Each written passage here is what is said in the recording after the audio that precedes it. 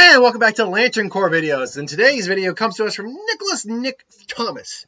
That's the question: which Lantern Corps does SpongeBob SquarePants belong into? Now, I had to go. Now, remember, I don't these days go over every single Lantern Corps and why he can or can't go over. I just usually focus on the main ones he can belong into, and then go into the main one that he'd be a candidate for. With SpongeBob, it's really unique. Now, I'll address quickly address a bunch of the ones he just can't qualify for right off the bat. But I really struggle. I'll tell you this. There's really only one I think he qualifies for, legitimately. But I had to throw in a couple other ones just to at least give a chance of qualifying for other ones, just to keep the video at least a bit longer than a minute and a half, 2 minutes. Let's quickly just go over a couple of the ones he can't qualify for right off the bat. Black Lantern Corps, he can't. The blacks. Wow, that was not how I meant it to sound. The Black Lantern Corps he can't qualify for because he's a sponge. He's actually technically functionally immortal, but he's also never actually died either. So he just can't, nor does he embody death in any way. So Black Lantern Corps is that. SpongeBob's really not that greedy. So in the levels of greed we've seen him have really isn't anything amazing. So Orange is out. An argument could be made for Sapphire, but it's a very loose argument. Some people like to think he has he has a romantic attraction to a Sandy, but I don't think that's the case. Honestly, I don't think he has a romantic attraction to really anyone. Nor does he have a big enough temper or is controlled by his anger to be considered red. So, and there's a couple other ones I could go over, but really, let's actually break down the ones I think he really could belong into. So, I think, and hear me out on this one, there is a minor, as it may be, argument for the, for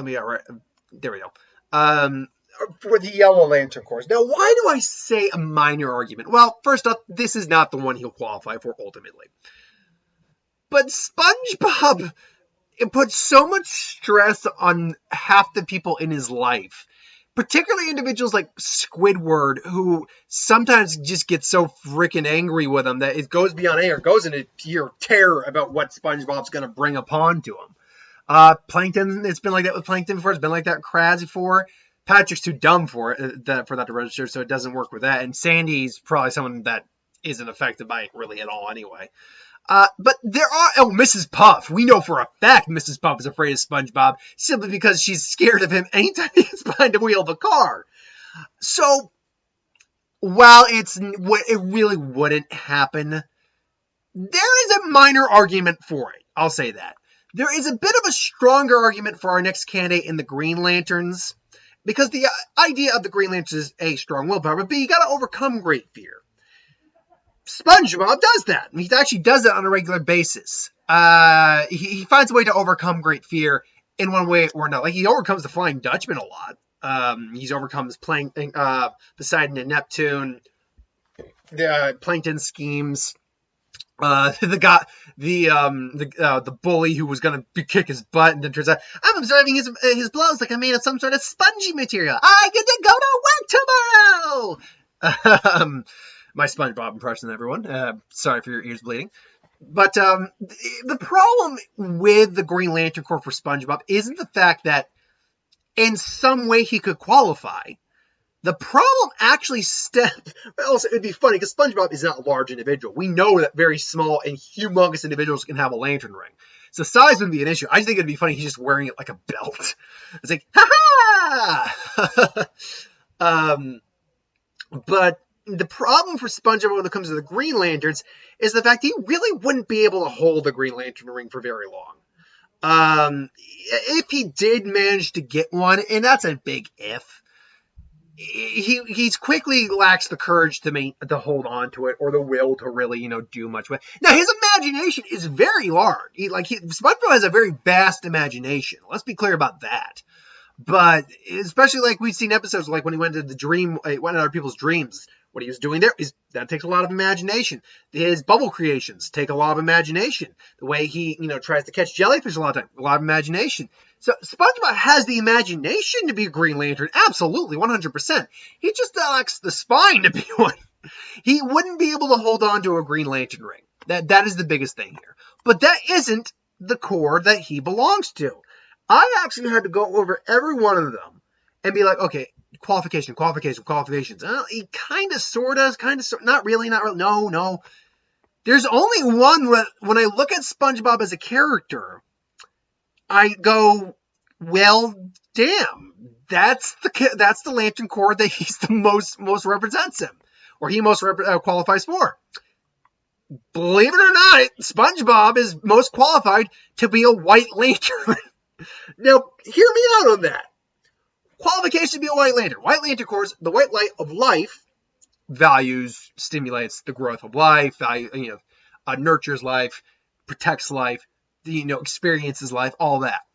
SpongeBob is a living organism. Therefore, he can already qualify on that basis alone.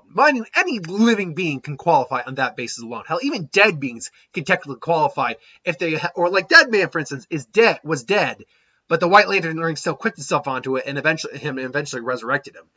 But furthermore, you have to protect life, nurture life, and experience life, feel alive. One of the best examples I always go to is Deadman was feeling the thrill of a roller coaster again, to feel alive once again, to actually feel the thrill of it, to harness life once again.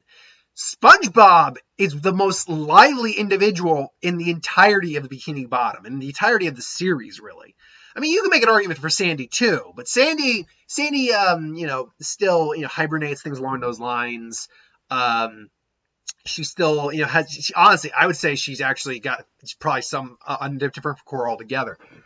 But SpongeBob, he loves his job. He's a fry kick, but he loves it. He's always there to help people. He loves to go jellyfishing. He loves to hang out with his friends. He's willing to jump in to help people, even though he's a scaredy cat, and the Green Lantern ring wouldn't last very long.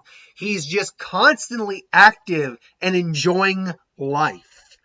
And if that's not the qualifier for the White Lantern ring, I don't know what really is. Plus, we've seen him. He and Patrick help raise a baby scallop. He tries to continually plant anemones, but Mystery, the seahorse, keeps eating him. Then he takes care of Mystery. SpongeBob is pretty much a tried and true example of what a White Lantern should be. Now, there's one catch that SpongeBob wouldn't realize accepting the ring, is that you actually become not a slave per se, but a conduit for the entity of life itself. So, a little catch-22 there, but it is what it is. But ultimately, yeah, if you were to ask me which Lantern Corps SpongeBob belongs into, it's surprisingly the White Lanterns. So there you go. That's another, as I'm collecting the roster of the current Lantern Corps that I've created. SpongeBob is a White Lantern, ultimately. What do you think? Do you think SpongeBob qualifies more for a White Lantern, green, yellow, or could any of the other colors that I barely went over, because I just still think he qualifies for it myself, could he ultimately go belong into one of those corps? Let me know in the comments below. But thank you for watching. I hope you enjoyed. Like, comment, share, and subscribe. As always, if you want us to review something, put in the comments below. Let us know. Do a review of it at some point. Ideas for who would win? Star Wars, Super Magic, What If? I'll see you next time. Later.